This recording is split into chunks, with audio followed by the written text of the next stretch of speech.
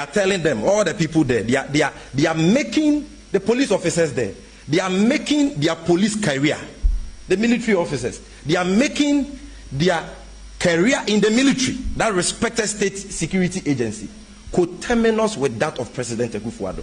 The day President Akufo-Addo will exit office will be the last day they will serve as policemen and military men, and we will deal with them mercilessly. That is a message we are sending up. The inequality and selective justice of this government are galling. Otherwise, how could Hawa Kumsin, who fired a weapon at a registration center and boasted about it, walk away free? And a parliamentary candidate for Ewutu Senya East is detained partly because the very police that issued her with a firearms license misspelled her name.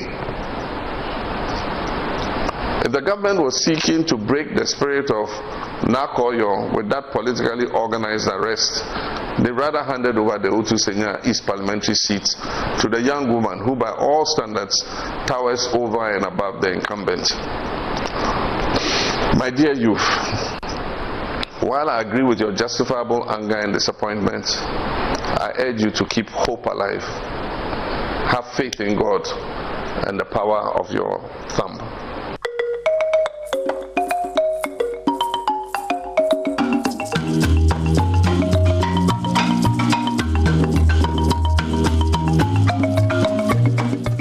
Well, Yasabe, Damu Namasi, Twain Common so Aquasin, then Como Kama by Din Como Kama, so Brasso say, Adom Mpensenpensenmu bro. Hi, Badwam on Adom TV, multi TV, so comes and on. There's a break for Game Park, Yepe Mula. No, actually, that's why I'm common so I'm say 21 after 8. Nana ya Jantwa. A share with Asempasa, this is the first time I share with TV, so Minino. If you care to know, Nana ya Jantwa. Oh yeah, Nana ya Jantwa. Former General Secretary, CPP. We go for Former General Secretary for the CPP. Nana, I say, when you say Koseka, Executive Secretary for Koseka. Yeah, and I feel so, you know. You cry baby, she could be see a cushion penny for in the energy sector. Oh, okay. In any sector? Yes, the NCS will be to find out exactly what is going on. Okay. That's when? Almost say next week. Okay. It is a mere so I be my money na mati na. That's where they beat me ayo. Okay. Ba akwa bibi aboko. Thank you, bibi aboko. Bibi aboko as say me ho like so my pomu din, but bibi anya boko say na Ghana. Ye wo hey. Me mu din. Eni mo na me say me ka kire na no dey ko see sense wo so be kan nsu asem na me nsu bottle no me no me ho say me ka kire o no ho but I don't jump fum sa say na me kana mfu say me bo a jump e be ka kire Dominic say na adiana na apejan musa no enu na me ko ayi wo ayi Saturday me ko ayi wo ko Foridua CPP Women's Organizer for Eastern Region with film. Naomi also search. On also a stalwarts ni be ma it is like any with the same league. Na me banam si the week ni say na ya na city no ko didwa. Hent me ni dwamra. Me no me ho man ko ho kura. Kontomre bondo miensa 20 cedis. Awo ayi no so enye nkran. A friend is a drew apim ya body apim draw say 150. See, how are we living? Gary half for long cow match say 30 cedis. I'm telling you, I'm like we young crying. It is you live saying akatuano na say nya djuma bi nkan wana. Na me say me petrol for the week. Me say me kwa me bet media iso. Me petrol for the week. Enye sika ketu me car ketu bi mpo na me use you. This is a show more motete cars. How are they managing? I want hear too much. Never say never see ko Ghana, and we really need to look at it. Is that buying me ye bibi pa ya jinsem. At this point, they are buying SSO. Oh, necessarily who are buying presents. Oh, you're minister for trade. What am I say? You're minister for agriculture. As so mutimi be mu be hwe se die na asi ntia bibi te kontomire miensa eye 20 cedis. Ye omo edua no ba ye na omo ntimi mfa ma na. Is it stuck at the farm gate? Intimi ma. Ye na so omo nya car mfa mankind and its environs. They have to look at it holistically. Na emwe bi wo ho omo de aboa. And the former minister for agriculture yeah intervention be nyina ye kan ho asem. But or try so the nuane bi beba kuro. Maybe the sale of it became a problem because at the end of the day, or call makola or call ton yen, money be ton ye double price. But we need to find out what is happening. As if say it doesn't really matter. Where they control me $5 net too. Unless you are talking about issues of fertilizer, here help. But $5 net. So I didn't need tomatoes bucket in the back on almost 150. Paint rubber. Paint rubber no. And no crampo no. You would have yes. Basket kit to 7 yard paint rubber or 70 cedis. Maybe because obisi o me fe region so man touch. Now I'm saying me nko kwase adwa so na me nko top rep. It's the same price. It's the same price. And so you menya adaje kura bia nipa no door so intimate me abagain. O ka so on so cross. Busa me driver Adom o te car no tete ya. Me ne na nam. Onu kwa de do ye say to know what is going every stop will be o say mama ye mbisa e bia ha de ne bof ni nyina throughout. As we got closer to Accra, no, near man and boy demo. Anyway. No, seriously. It's becoming difficult. Yes, it's becoming difficult. You see, as a man, okay, and then the boy thing. Papa. Your friend is saying, Jano, it used to be saying 15 cedis, and it's almost 30 cedis. Calvinate, Bella Quadian, it's almost 30 cedis. They say about 28. I mean, Mimi told me, I know what I'm talking about. So the responses that they will give us normally, and it's a global challenge.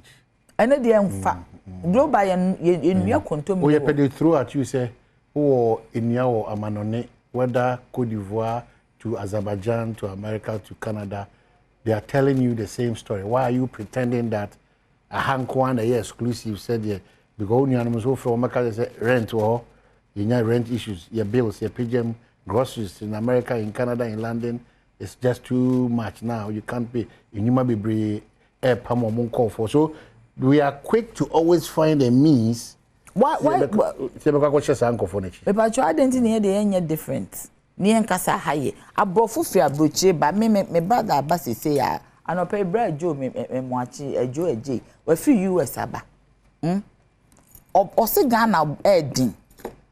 Fuel, many didn't come of fuel US cheaper than fuel Ghana. Oh man, you are doing almost 68 cedis per gallon if you are using the normal yes, the normal power. Almost use V8 there. I don't know how much. Almost they say 19 cedis a liter. Near the end, 14.6 something. You are doing almost 68 a gallon. No, it is a whole 10 gallons. Say a week. No, they all fill tank now. They are running. You are doing 680 Ghana cedis. If I saw where you require 10 gallons, you are doing 680, which is not small money. So granted, they say you charge 3,000 a month, which 3,000 700 call. 700 call already, which is some on the high side. Almost 3,000. It's on the high side. But you are quoting 3,000. Mina make us a mina me quote. You see, I don't pay a high side though. Ebi no pay crowd 400, 500. 850. 850. Yes. Into one kwa the infants omu car transport omu diane. But omo work cars no kind of mechanics say omo kwa dey be omo dey na nye too bad say yenya ye work car. Wo hwe na wo yi sika 600 700 na dey to fuel. Meanwhile, one mobile farm akonwan na fuel ye 14 cedis a gallon, nya liter and the 14 cedis no a liter. How do you respond to times have changed? You don't expect things to be static. You want that experience in terms of utilities. Yes. It clearly picking up utility from where you picked it up from, study environment, okay, near Sumana, a light big run, percentage, maybe an A, 1B, and 2, and A, the percentage 2, and 3, and 4, and account. I know, what would you say to that? No, I would say to that, it shouldn't be like that. Especially utilities, they mean you because immediately after a main review, you wait for a year or two before you do automatic adjustment. Time omo kasa no omo ayinika said there is a deficit.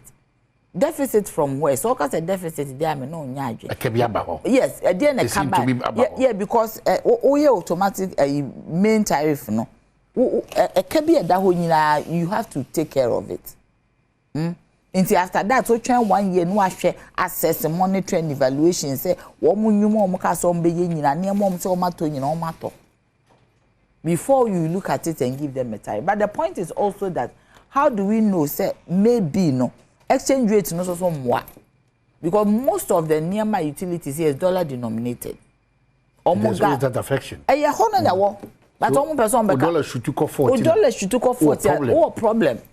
40% rise in the CD to dollar equation. Oh problem.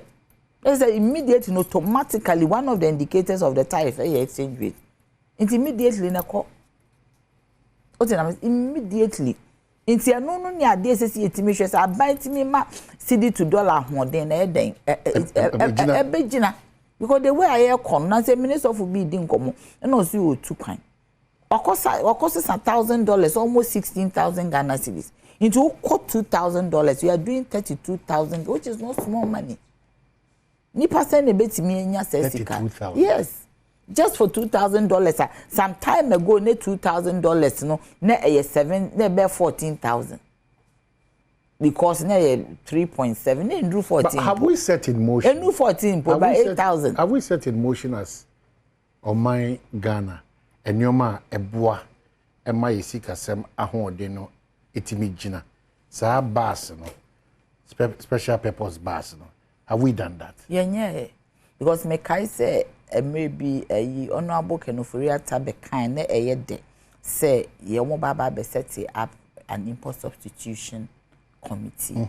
Now after that we put in place an import substitution plan whereby some of the niema na ye krana ema ye dollar no do so wo ye niema ye mu ye nhihye ye mu no eso bete say maybe omo hwe rice maybe rice no they grow ha ni ntimi meet market into no maybe 50% importation 50% local maybe a shake toothpick your bamboo bebre wo ha you betimi asset up industry as part of maybe one district one factory no you betimi asset industry to you do things like that and then nsuo cramp no you to nsuo ewo amanone which is wrong you will nsuo wo Ghana so these are some of the things etimi yi ma poultry ti e she poultry mo kena poultry farmers ni betimi ayeden omo betimi anya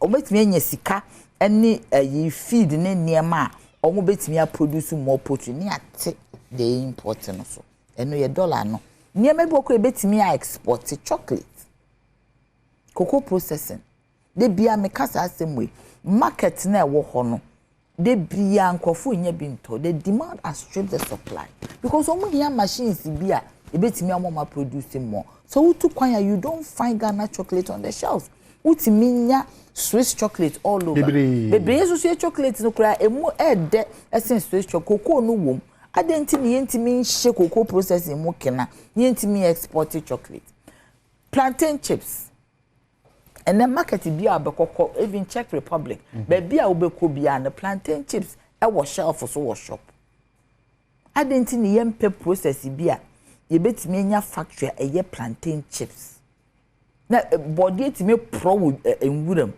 ni yempe cars edi beba krom na yetimi ayeden aye plantain chips processing factory ni export all these things ye ebema yesika no ye na hoden ayeden apija but we don't have any import substitution plan say almost 90% of nearby ye consuming nyina no eyeden ye difri amano ne to the extent say enam a ye we a ye friend ye muade those days ye muade ye kumodwan ne nantwi a ne ye yi no woniyem e wo kumase ye koma yanka ye yi no na ye awe ene de entisa ene entisa ye difri amano ne na benti say ye di yi dollar kwa akokra ye muade a beden ye sika no na hoden enkofo esesa abantime fa plan bi to say ABCD inyema bi wo a ye produce wo ha na ye wi ayasa e ka kira ayasa export bi e de benti na ekofa more free China when we can grow rice in Ghana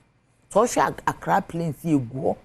Yenye she was. Oko ka se see e be catch us a lantern system. The same lantern system na Kwame Nkrumah di state farms.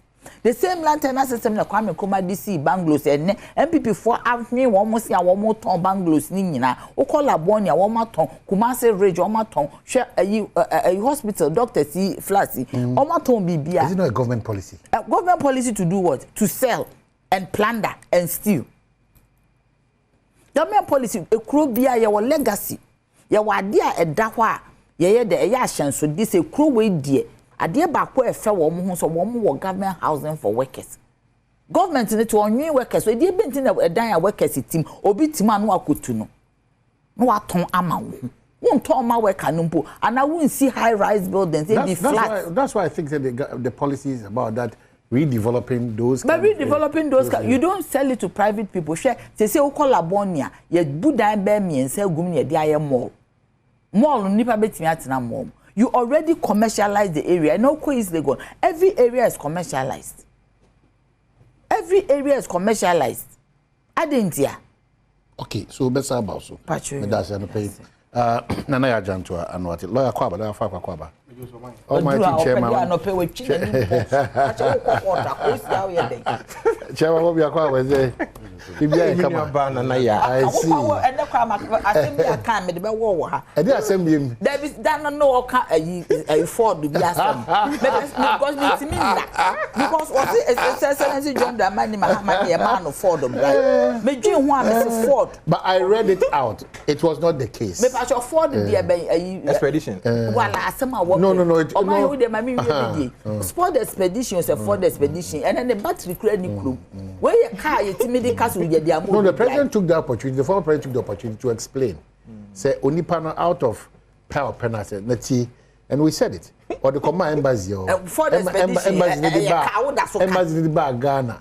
Or the Ghana, fortunately for our former president, or no, so the cocan pool. Yes, that's all credit. To the extent that cars need to be quiet, say, Anna, idiot. Mr. Ford expedition, and who the Ford expedition? Maybe those details we can bring it out. Ford expedition will be quiet. But the former president can say, no, Timmy Talker across Sebi. That's the chief. Yes, I know Timmy Talker. So some of these things. No, but I'm happy we are shipping this stuff. It's very important. Ford expedition, the battery crash should be a win yan wato. Ne tie, Ford expedition, the more be quiet. No, John Ford expedition and the bright Ford expedition. So my sister will explore and I said, me a battery. So you see, Nana, it comes back to the conversation that we are not principled and we are not truthful. We are not truthful, we are not honest. And that does not rest only on politicians. Yes. It rests on journalists as well. And public servants will be exactly. Also. Lawyer expedition battery you do Ghana. I will go the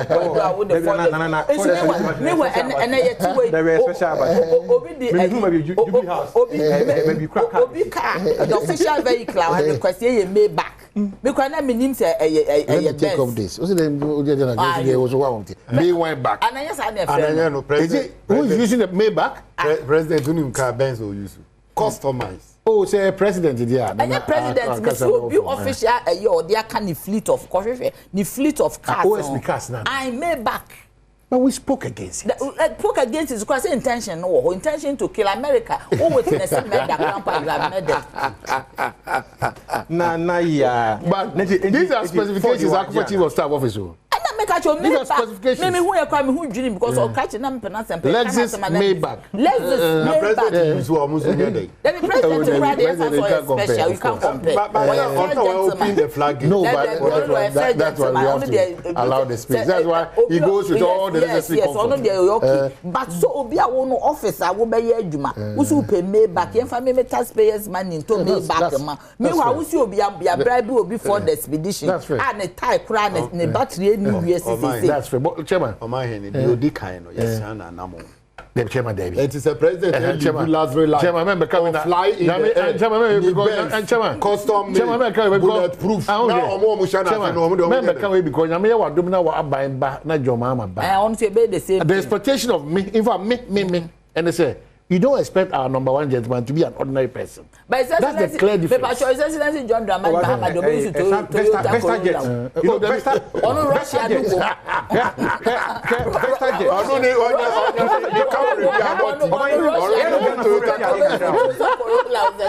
John Dramani Mahama. You see, Camry Spider hybrid first. Yeah. He said John Dramani Mahama. But we shouldn't even bother about that. Hybrid, Camry. Hybrid. Yeah. Ghana have it. You are comparing that kind. Mercedes Benz. You are coming. That's the cost of Camry. Spider hybrid no na you say tire leaders na ne yeah tell me na be go free buy that's what I'm saying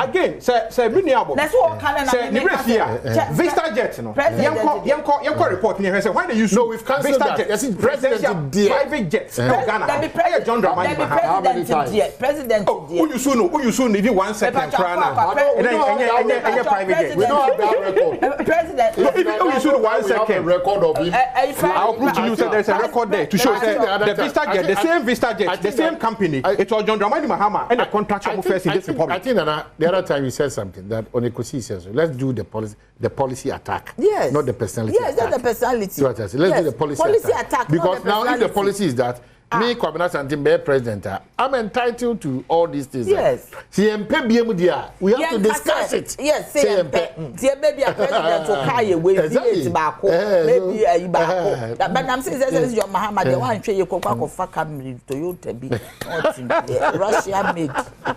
Lawyer Mabisha say with you. Nana Enko near Bonkomo. As a matter of fact, you call topic. Yeah, sure.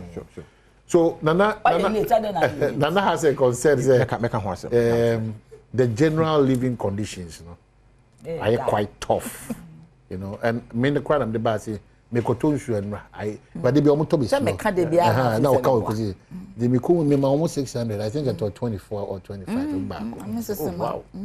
So at the end of my job is saying should boy. So we are discussing general, conditions of life.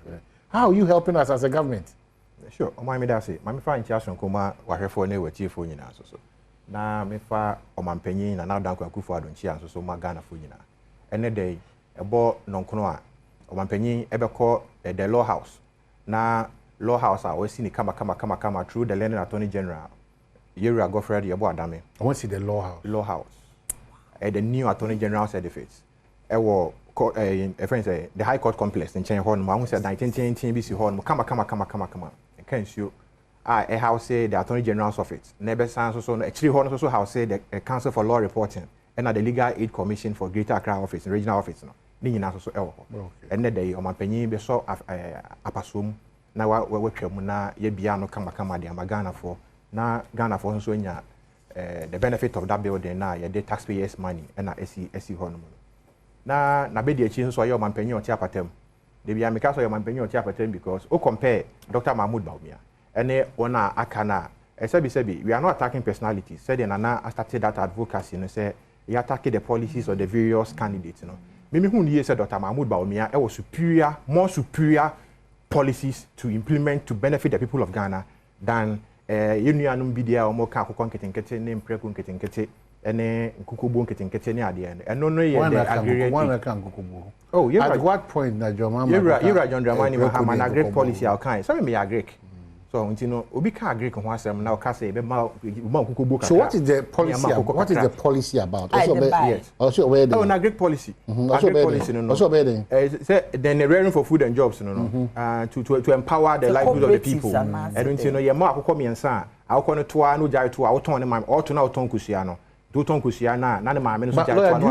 know what if you don't underrate it do you know that I'm in that business do you know that if it is done and done properly they say mpreko they say nkoko they say the biameka ekroma eni imponchini nentwiwa me baby am here man yakofa nentwi imponchi o mali ni bebere trucks that's true that's true hotels for pekatre say supply omo aponchia we short yeah, short. If we can develop some of these things well, and no comes to anchor the fact that government's rearing for food and jobs, and they are buying this. I didn't say they buy yes, under this government regime, are very robust and very strong. So here, Nana Meba, poultry production and then say you go aquarium the planting for food and rain for food phase 2 near there now idea aggregators near there be more invest capital into it you be provide the infrastructure and then you only go there, own it, monitor and manage the facility. At the end of the day, you pay rent and those things to government now. And you're more robust and more positive in that stead and that regard. That will enhance our production capacities than peasant farming methods now era edeban. Whilst we invest in the bigger outlook, now getting air cost it is better for our imports. See a year import substitution. Yet me fast and getting import substitution. At the end of the day, said me come and said the Euro Mahama Kai. Now come and say or twa near Tonema Minia. I think I'm a sacrifice day will check me and son and Naya Sabecano. Na my year one no matter. That time you need supply. You bring your supply no here. Because the same mature breeds now, autumn, when you clear Muria, it's all for me from. But we need improved infrastructure. I have a boy and no need the policy of Dr. Mahmoud Baumi and any patriotic party government. I don't think you would say you're more superior quality, more superior policy, and they are more formidable candidate. So some of the policies, at least 1 or 2 we will do. Which policies are Dr. Baumia coming with? Dr. Baumia policies, no. Bako part very eminent for our country. The flat tax rate. They use the Estonian model. And they are banning implementing flat tax rate like Wajuma Uye. Me say I don't know the month. Maybe 300 Ghana cedis as tax. At the end of the year, my assessment needs to be 300 Ghana cedis. When I'm doing my planning and my costing, meaning say me tax 100 Ghana cedis. I don't see. And yet we say work with now the filing system. I be call yes, oh there be way, VAT inco, any other precaution. You don't even know how much you are paying at the end of the year as tax because utia corporate tax, utia way. So flat tax rates you can plan along with it. And one harmonizing our tax import duties, to that of Togo. Or propose to say, yeah, the end even more cheaper, and I say, be at par with Togo. Now, you better pegging at a CD rate, not more than. Oh, yes, Togo has a yardstick because in West Africa, Togo operates a free port policy. And operating free port policy, most of this transit cargo in the Honomoa, Ghana ain't the benefit of it. I don't see a person attractive. Ghana as the center of African trade, Ghana as the African trade capital. Na say yetimi harmonize your ports no na see those benefits na beji yes Ghana or more expanded port system and infrastructure than Togo. Okay, so no more you and it's for the NDC and MPP. More the most frequently asked questions.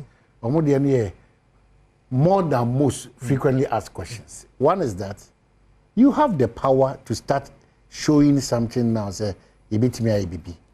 Why are we not seeing those things? Oh my me that say. It reminds me of July 2012, when the late John Evans Fifi Atamils was called to glory. May he so rest in perfect peace. Na nenyumre ye ko Ghana mrase bedwafie eko swai na be de chire so omampanyin. Ye swai ne so omampanyin na de cheye.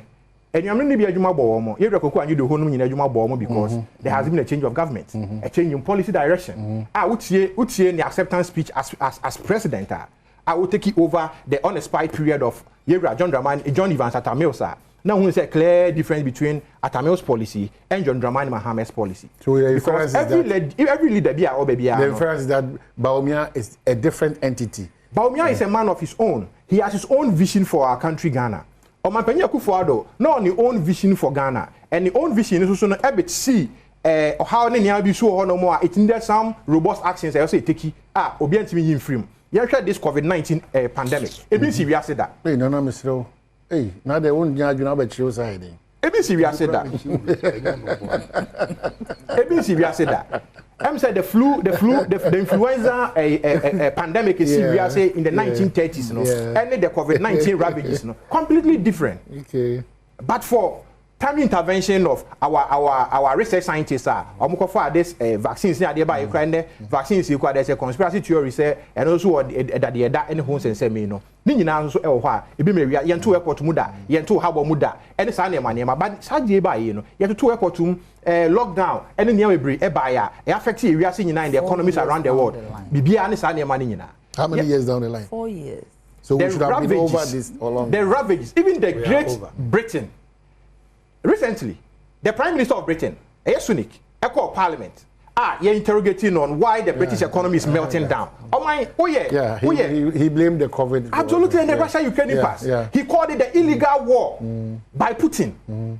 Of course, say externalities now. international trade is far at the expense of every country.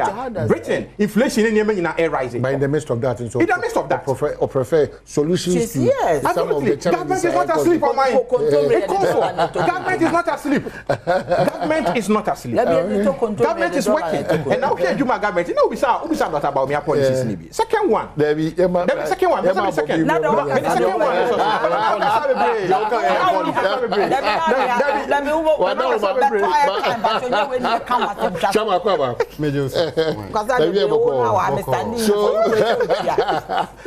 So that's the question. So how do we think that NDC John why be pay wait you bit my the because obey you what is answer no? Oh mete nanso ye kana ni nyina bo anu a do bi be kan say odi aye bida ni de bi be yi wo mo ye nkrama na o mu wo fia o kwa hayo a ho na de no beko. So we do a demonstrate to bit my yes. It's something the copy go bit much more. That is why John Dramani Mahama why so important. My voice and muscle. Then John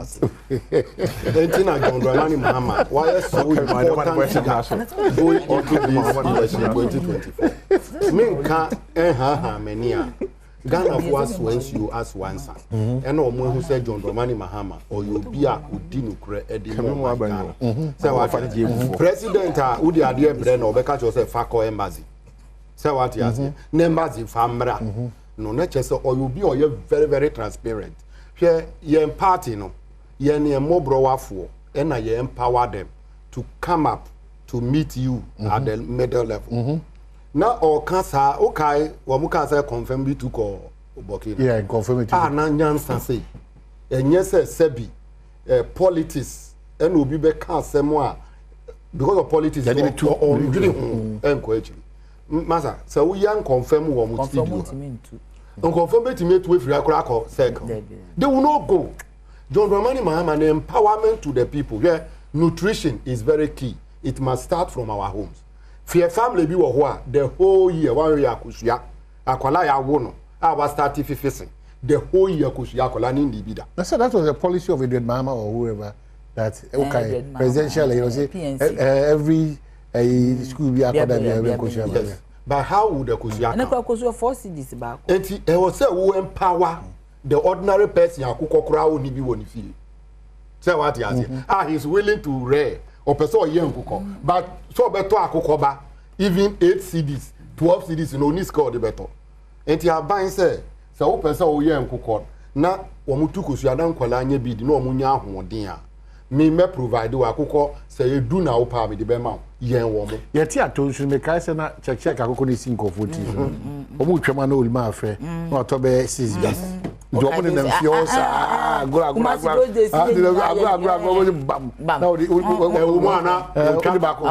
he's enriching nutrition and these things you don't get is an empowerment that you need to give to ordinary obi starting with akuko nsia e ko na ni mo be dan poultry farmer. Do you understand? Obetimi feeding ho. So these are petty things. And no dey ko ye wo north. Me kai say 2015 eba no uko sport to be a wakra e bia ye win confirm. Adenti na win confirm. Dey be obo na confirm gu casro near the bank line. Dey ntia because individual na ye nku confirm no wo mo anyini nti wo ubekwa akoto no waboa no. Now they are bankrupt. Now they are the various for maker shares Africa. It's legal. Ube drew her confirm F. Says you are confirm when I come back, you didn't know me diago. I confirm body. But me, I'm in that industry, so minimum. Yeah, these are empowerment. As you are looking at 190, and yeah, they organic, and yeah, bomodian, and no more 200 cities. So 190, 200. And also na apart from John Mahama doing those time no wo hu say e ya de abua edi mpuntu abe no abrabo no and MPP for packaging ni say John Mahama ye ayen confirm ne to ko Burkina. Sometimes we tikura na obekasa ho a wa hwe obi wa no obedidi ni patem. It is sometimes anyama no minka ho asem because so we yan confirm no betimi free even Burkina paga borderline also could have confirm entu nko Burkina okoye de ho e ho ne ye no So those things in MPP, they should give us a break. No one who say Ghana for you better me develop our mind with petty things, not always the bigger picture. Now John Dramani Mahama Abreso under Madam our national woman organizer. The current one. Dr. Bisiu. Yeah. Brawlers in Kukuye. Broiler project. It was improved. Man for young brawlers now. Forgive me, but I fought this area Dr. Free. Former Greek minister or the free around yeah. You see, I am a beneficiary because boiler project many hundred issues. I told me a regime be buy. The regime was 60-40. 60-40, yeah. Buy. That is when you import 40 and you buy local. Yeah. So Akati farms, Infun farms, Daku farms, and Boris B. We were all we were supposed to go and buy a machine within an hour it beat me almost about 3,000 or 4,000. Wow. So it was booming. I mean, what transpired? I was fighting the Greek ministry all the time. Yeah. It's a good project. So Omani, these are some of the policies John Dramani Mahama saw bar Ayebida or Hansi. These are the things we should look for. Do you understand? On my way, Ubisasa, how are you, woman? Nina, some of these things. Brola, I import to the bar. Senaka continue Mahama policy. And I says, yeah, import to only 40%. Yes. In fact, what happened was our time. Now the poultry farmers don't mind all over. No, my very happy. But the challenge was that, for instance, I said near ton box 350, no, imported box 350, broiler Kasipana 200 cedis. It will be able for that was the challenge now. How to ensure, say, broiler and that depends on as more people, as you produce more, you know. As you produce more, the unit cost of production comes down. Then the quantity will also go up. These are things, if we develop that program and we continue to today, I mean, if we are not careful, we will have dependency when it comes to importation of frozen chicken into this country. Okay. And you know, Mesre, Bibi to say, you commander sugar factory, yeah, and you need to say what commander. John Dramani Mahama saw bar. Some of the policies are or the bebano. Do we have to revamp the sugar factory and add on? These are the things. Ora Kukwate was solve Ghana for a problem, Amaye. A former finance minister, deputy. Yes, or see, baby, I have a do Siciano. Se COVID ma, Russia, Ukraine ma, na Akukoyaria ma, as my brother is claiming. Naka will be where we are now. Because there was a reckless spending. Yes, spending without knowing where the money is coming from. So, are buying or spending on account? How? Here, baby, I have been doing MPP are buying. They have ruled under IMF throughout the 8 years. They have been under IMF. Yeah, handing over my extension. So, without IMF, that on my way, you are collapsing long time. But say conditions is where they call IMF. No, we need that. I know, but who brought us to that level so that we will be forced to adapt to those conditions. The MPP are buying. My normal ref is Adom pay can or mine have 2015. Yes, but you were given a responsibility to improve. We are not Adom pay lawyer. So don't follow it shows. Mami, we are not man quine. Ya win namuna manaka Adom pay. But not don't pay no war. Ni a man and an cat. You are here in the midst of that. In the midst of that, you know, the high cat be. Not don't pay you. Now you don't pay. Me above all, no. Now could 100 CDs now call. Would me toss cement 3 bags? Agents, sir. Since you could 100 CDs, one cement bag won't mean to. Do you understand? Yeah, yes, I say I can't don't pay near the kind. Now, mean now hospitals ye see, now schools ye see. Akwanya ni ye. And he says, what is your basis for saying? John Mahama said so on some contests now or espouse. But because when we need to for who can say be as a papa or man basis as a bonus ultimo. More fast as we have to now. But they have been exposed. You have exposed them severally. But one still thinks Ghana has been okay, so that is the problem with the MPP. But NDC, I believe that John Mahama has strong policies that will guide us, shape this country. Okay, so the game pack by here. We are back. Lawyer Fuakwa, Nanaya Jantua, Anafi, Chairman Abobida. I want to say, Chairman, 5 minutes, Nana 5 minutes, lawyer 5 minutes, Mimpe interruption. Yeah. The Dawakumasu, our person appealing to the Ghanaian voter. We freeze our break when the Bema voter, no, at was a key to the Dawakumas in the next 5 minutes. First of all, me per se, me Dagana Fuasi. Odo a omu enya ema Rajon Dramani Mahama me bompa eze so odo no be continue na nyame ya adom a omo to aba e de ama no na wa be manage omayi na omayi da achen yehu ni sebre me pese me ka kire Ghana for se achia na emuye nsem bebre na esi oman isi kasem agija ukutiska untimi fa anya hwe ni nyina no ni nsusu aso ni se you take a decision be in 2020 and that decision no the impact we cannot repeat ourselves. There is opportunity anya kwenya say your best sa the MPP government say ne be ya Urajon Dramani Mahama ne niso ade hu ebebem why starting engagement we mo echinam honam fisheries side ho no mo akasa even da no GPRT for okushia wo mo ni nyina no or your listening person eno na ora your friend is Dr. Baumia person osua or call mu krum ho ba bia e ko pascal or person you don't listen to people after you went to UPSA edu programs got to over 100 and something policies got to here after now you've gone back to the people say you are going to listen to them. What are you going to listen to? Just any pan on bu obi ye bibi ntimi pese misumi ye bi. That is not what we are doing. Urajon Dramani Mahama are core grounds. The People's Manifesto Ediba 2020 no. We have gone round again. Ya core akutie ye man for Ghana for ye kukuru at the papa aba in terms of programs, policies. Ghana, the ordinary Ghanaian. We have to target the ordinary Ghanaian, bring them up to speed with the difficulties I facing. And yes, a bit mubeka to say the way to amana now do BSC. You are Daben obey tinting.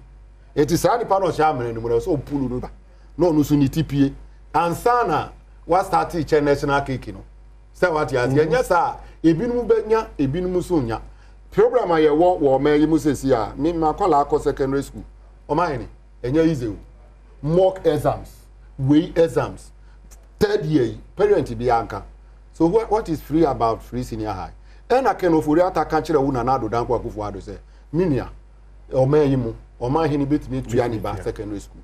Me betimi tua mi ba secondary school. Eti adenti na yen target ye hiafo. Musi bue yentiti. How can you develop underdeveloped country like Ghana?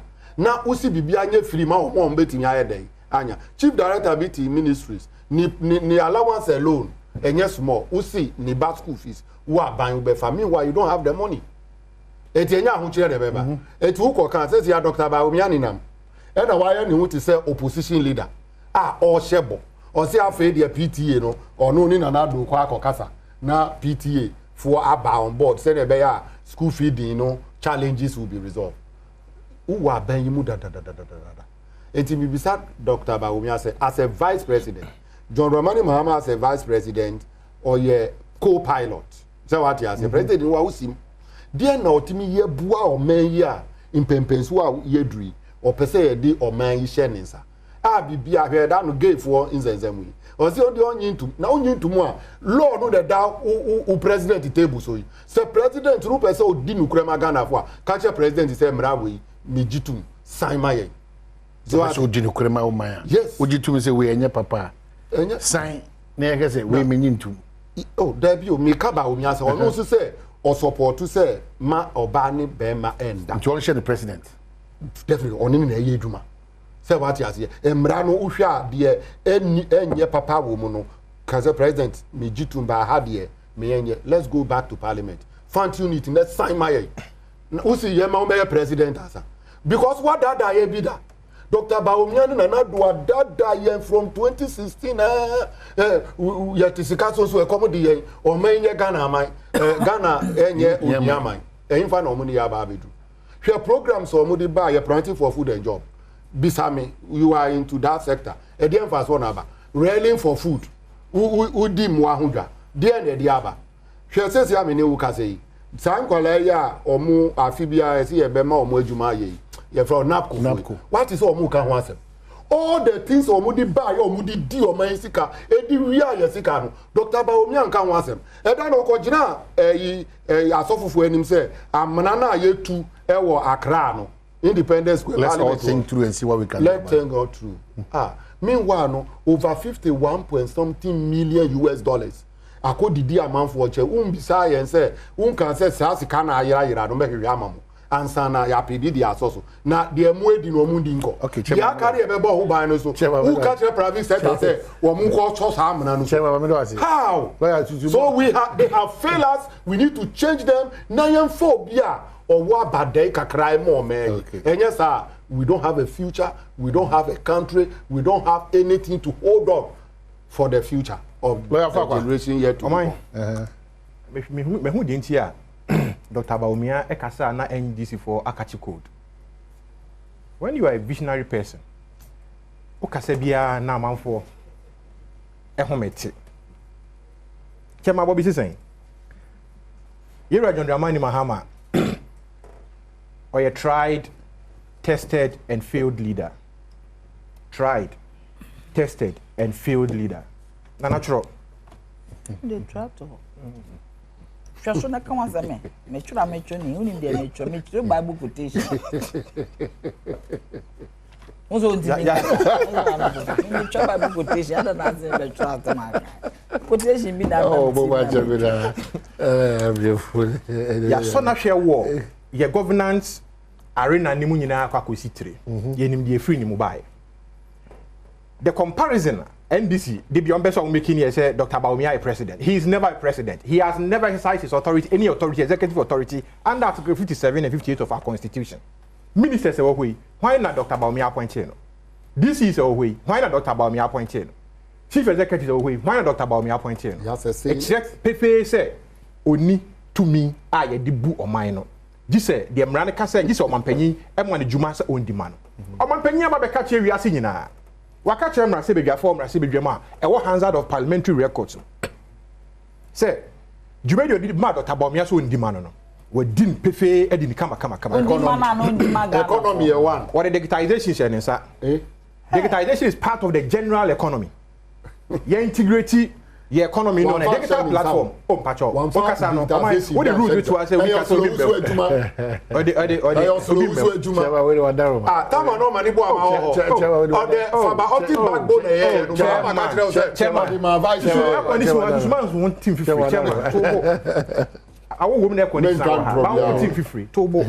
you see, Baumia, I am an excellent vice president. You're vice president since 1992, 93 ever. You recall Kenze Akanum, Ubiaba, Professor Bills Numinaba, Yeri Mama Muninaba, John Dramani Mahama Muninaba, by a who say, Baumia, do fail rank. Oh, some a generalization, Nana. Yeri John Dramani Mahama Muninaba. Nothing I can say if a woman. Yeah, the tax the Tianica, maybe woman. The tax the Tianica. Me task I come to you. I do be near the manor. Or the two for a good account. Are you trying to lie bill? Who cantonment in office or where I open to you? Your tax here. Muntia like Bayman. Your tax yarn or the enemy man. Muntia like Bayman. They run so when your tax yarn or they call. Why did man? Your tax yarn or the coin on the ADB account here away. Na account we DB every man just send it to me mama change now eti fa to unim jo mama na account we DB na amount to me that ya we nti am dey men kokko only one ready to na buy the two man that's the security thing you are doing. So it means you are targeting sleeping on my way. I remember the president himself, the former president himself came to say I don't know sure this car could see baby and he called out his banks. The president it is public knowledge but the car could to me there. He retired on his salary. If you retire, a friend said, Malima, Julius Malima buy a car with two retired presidents for one with over 2 man paying that for over 2 was so a retiree. One can Nanaya. Lawyer Patrick, see, Dr. Baumia and the policy of the bar. Over more mining sector and from independence, colonial era. Abrofo afa natural resources here disua de biano ye the free 10% carry interest and in yaso mine Dr. Baumia say about the mineral resource bank my investment capital idea mine it near taking ownership of our natural resources. Now yet me store more good to shore up our currency. One of the most formidable and robust policies are mine.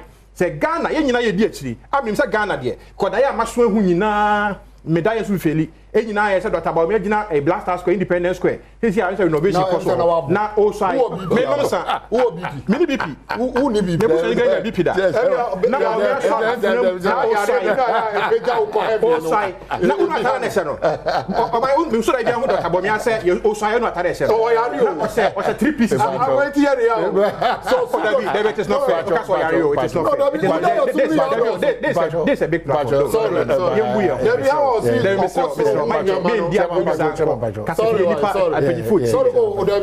my 3-piece white. No one so. No dia hobrasia so afnanima pagya na odin sia kire Ghana for say ni suen hunu na braba wa bo wiase ni bibia ni nim die ni experience wanya nyina no o de be boa o man. So your belief is that Dr. Baumia is sworn in 2025. Enfeli by the grace of God. Me Methodist na me di communion. Enfeli by the grace of God. And we believe say Nyankopon the sinipa what the book of Chronicle o man ebreso semo ebra ye wo mu eso asem ne say o man panyin Dr. Mahmoud Baumia nyame asiesie no kebe be free nobody knew obi a one people be abeka cho say nobody knew said there will be a time you be free be Dr. Baumia be vice president running mate in our party edia na ebo nyina no alaji Boniface ade anyway we bodi nyina Haji Ali Mahama Baumia di bem but ekoya say the Prophet Samuel ye ya Yewra President Rollins onye be biko esoma ase enko hwe bi mre na amkofa Professor Mills baaye na hwe de nyame ne fam abedi mampanyin na hwe de dimina ne disposition completely different from career politicians no anything Baumia there me masoba ye hu several times okuta sword o minor na odin say na nsi a odi ye no so no de nyame bia manima me hu koduru ye wa mbuso Ghana will be formidable Ghana be different from Ghana nyame say obi an nyame Methodist nyame Methodist nyame me communion na na ye ka wo ka so di community me anka so ye born again Christian o mi di communion na dey na ya nya botre obi o di communion ye born again dey o kwa nyuna sorry but no baby ya no nsam ni bi fa nya botre Baptist Church me san bom paye wo amekom Calvary Baptist and I say na me start was kwa amekom Grace na me dia ba ene magana fo mu so support me pa chotobo CPP oba on cancer debi o se mi ni aba debi masa wo de ba ade a meye wa no pe wuntimi ntina nti fo asem din na tira ba bia wo no me ababi asem ne ba bia e de to enye ne na maka what did they make a kire wo oni aba mate wuntimi me force me se me nka asem papa mfo obi hu abra minnim de minim na make who's you be a failed president me say what say me time or you failed president what do you mean by failed Ghana for to abetiano and na che so you fail na na de am to abetiano imprense ansa na obedi ayi Ghana for to abetiano debi 20 me pa cho 20 na mo niam am maso ye kase ye kan bi me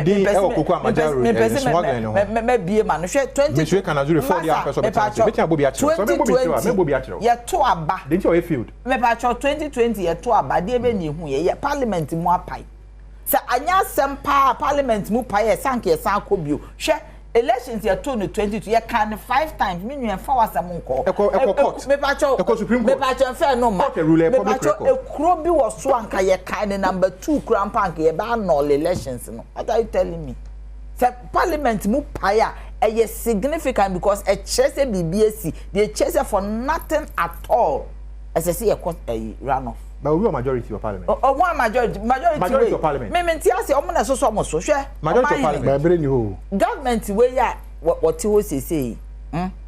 Ya na me person me kase ya na me pain was 2016 no. The kind of promises they gave to us Omentimi ni sa promises no so e dia bedu as if we say o ma take here for granted o ma ye wo mu hu te say da be me face me time obu kasa che me wo ma ye o mu te say o ma ye o mu te say political playboys as oba wo pe be ma wo pe oba no aka ne ma de political playboys me we case no eye twajo no Dr. Baumia